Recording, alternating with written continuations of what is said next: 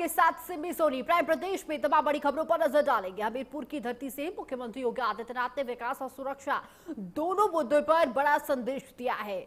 636 करोड़ की लागत वाली 75 विकास परियोजनाओं की सौगात देने पहुंचे सीएम योगी आदित्यनाथ ने विपक्ष पर जमकर निशाना साध दिया। उन्होंने कहा कि कभी बुलंदखंड पहचान और पानी के संकट से जूझता था, लेकिन आज यही क्षेत्र विकास की नई इबारत लिख रहा है। मुख्यमंत्री ने कहा कि प्रधानमंत्री नरेंद्र मोदी के नेतृत्व में भारत लगातार आगे बढ़ रहा है और उत्तर प्रदेश रक्षा उत्पादन का बड़ा केंद्र बन चुका है। और आगे उन्होंने कहा कि 9 साल पहले यूपी में माफियाओं का राज था, सड़कों पर गड्ढे भी थे। ये तमाम चीजें मुख्यमंत्री योगी आदित्यनाथ की तरफ से कही गई है। मुख्यमंत्री ने कहा है कि प्रधानमंत्री नरेंद्र मोदी के नेतृत्व में भारत लगातार आगे बढ़ रहा है और उत्तर प्रदेश रक्षा उत्पादन का बड़ा केंद्र बन चुका है। और आगे उन्होंने ये भी कहा है कि 9 साल पहले यूपी में माफियाओं का राज था, सड़कों पर गड्ढे भी थे, लेकिन आज विकास की नई इबादत लिख रहा है। ये उनकी तरफ से कहा गया है। मुख्यमंत्री योगी आदित्यनाथ ने साफ कहा 636 करोड़ रुपए की लागत वाली 75 विकास परियोजनाओं की सौगात देने पहुंचे थे सीएम योगी आदित्यनाथ ने विपक्ष पर जमकर उन्होंने निशाना भी साधा। साफ कहा कि बुलंदखंड पहचान और पानी के संकट से जूझता था, लेकिन आज यही क्षेत्र विकास की नई इबादत लिख रहा है। मुख्यमंत्री ने कहा कि प्रधानमंत्री नरेंद्र मोदी के नेतृत्व में भारत लगातार आगे बढ़ रहा है और उत्तर प्रदेश रक्षा उत्पादन का बड़ा केंद्र बन चुका है। हमीरपुर की इस पावन धरा पर, जिसे राजा हमीरदेव ने अपने शौर्य और पराक्रम के माध्यम से एक नई पहचान दी थी, जिसे देश की स्वाधीनता आंदोलन में पूज्य स्वामी ब्रह्मानंद जी ने एक पहचान दी थी, और जिस बुंदेलखंड के वीरों ने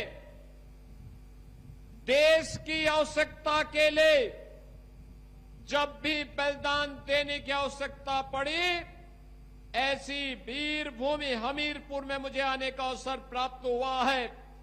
ऐसी पावन धरा को, जिसे मां यमुना और बेतवा के संगम पर बसने का सौभाग्य प्राप्त हुआ है, ऐसी पावन धरा को नमन करते हुए आप सभी का मैं अभिनंदन करता हूं।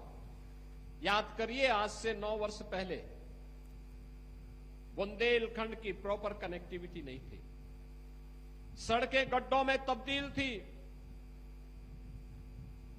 माताएं और बहनें सिर में मिट्टी का घड़ा लेकर के पूरी जिंदगी उसी में गुजार देती थी, पानी ढोने में ही।